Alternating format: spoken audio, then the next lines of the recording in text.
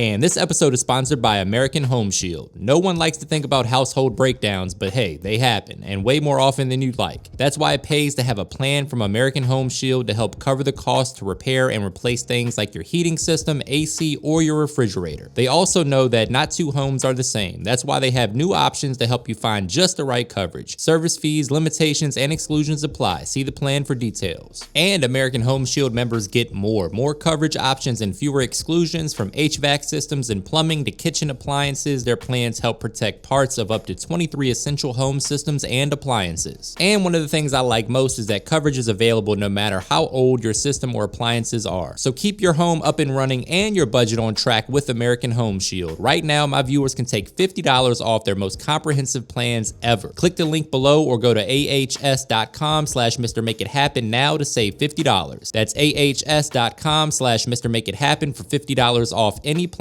Service fees, limitations, and exclusions apply. See plan for detail. American Home Shield. Be sure with the shield. What's up, guys? Welcome back. McDonald's really dropped the ball when they got rid of the steak, egg, and cheese bagel off the menu, but don't worry. Today, I'm going to show you how to make this delicious breakfast sandwich right from the comfort of your home. But before we do that, please take a quick second to subscribe to the channel. Make sure you hit that bell to enable notifications as well. All right, guys, meet me in the kitchen. Let's make it happen. First things first, we're going to prep an onion to get some caramelized onions started for this breakfast sandwich. In my opinion, the caramelized onions are the star of the show on this bad boy. But of course, if you're one of those crazy people that don't like onions, you leave them out completely, no big deal. I like to slice them thin like you see right here. That's about all the prep work we got to do for the onions. We'll set them aside until it's time to caramelize those in the skillet here in a few minutes. And now, my friends, it's time for the secret sauce that's no longer a secret. We're going to use a little yellow mustard, mayo, some dried dill weed, a little lemon zest, some steak sauce, and some all-purpose seasoning. A lot of super common ingredients that you probably already have in the fridge or the pantry. If you don't have my all-purpose seasoning, you can use a little salt, pepper, garlic, and onion powder, or you can grab yours via the link in my description box. First things first, we're gonna break out a medium-sized mixing bowl, add our mayonnaise. Remember, guys, all the specific measurements and ingredients are provided for you in the description box below, so don't forget to check that out. 2 tablespoons of yellow mustard, a quick squeeze of lemon juice just to bring a little acidity to the party. Then we're gonna add some of that A1 steak sauce. You can use whatever steak sauce you like. A 1/4 teaspoon of dried dill, followed by a little all-purpose seasoning. And I'm gonna add some honey to the party just to sweeten it up just a little bit on the back end of the flavor profile, about a teaspoon or so. Break out the whisk and mix to combine. Make sure you taste as you go and adjust the flavor to your preference. This is what we're looking like when we're done. Oh man. And now we're moving on to our steak. For this recipe, I'm using sirloin steak that we got from the store. They got some nice white lines of fat or marbling throughout, which is what you wanna see when you're buying a steak. I'm gonna add these to a Ziploc bag and use a meat tenderizer to flatten them out and tenderize them a bit. This step is super important, guys, because you do not want a tough piece of steak on your steak sandwich. You also don't want it to be too thick. So this is gonna solve both of those issues. We're gonna tenderize the meat and flatten it out, make it nice and even so that it cooks evenly as well. This is a great way to take out a little frustration from the work week as well. If you don't have one of these meat tenderizers, you can use a hammer or a rolling pin or the bottom of a cast iron skillet. Really anything flat and heavy will get the job done. That's what we're looking like right there, nice and thin and even. We're gonna season this up with my all-purpose seasoning. If you haven't tried that yet, you can get yours via the link in my description box, or just use a little salt, pepper, garlic, and onion powder. Really any blend that you like on steak will be just fine for this sandwich as well. Make sure you season both sides of your meat, and then set the steak off to the side to allow those seasonings to penetrate the meat. And that gives us time to prep our bagel. Really, guys, you can use whatever bagel you like. I'm using a plain bagel today because that's what they use at McDonald's. But if you have a favorite, by all means, go for it. I'm just gonna use a serrated knife to slice the bagel in half. Then we're gonna pop that in a 400-degree oven to toast the bagel a little bit. That step is optional, but I do prefer my bagels toasted. We're also gonna hit it with a little bit of butter, because why the hell not? Butter makes everything taste a little bit better, right? Quick reminder, guys, that all the specific measurements and ingredients for this recipe can be found in the description box below, so don't forget to check that out. While the bagels are toasting, we're gonna get to work on our eggs. I'm using 2 eggs for this recipe. We're gonna beat them like they stole something.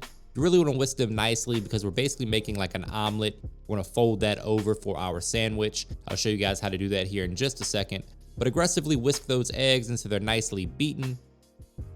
All right, now that we got all of our prep work done and out of the way, we can set that to the side and get to cooking. I'm gonna warm my cast iron skillet over medium heat. We're gonna add some avocado oil, about a tablespoon or so, and then we're gonna add those sliced onions.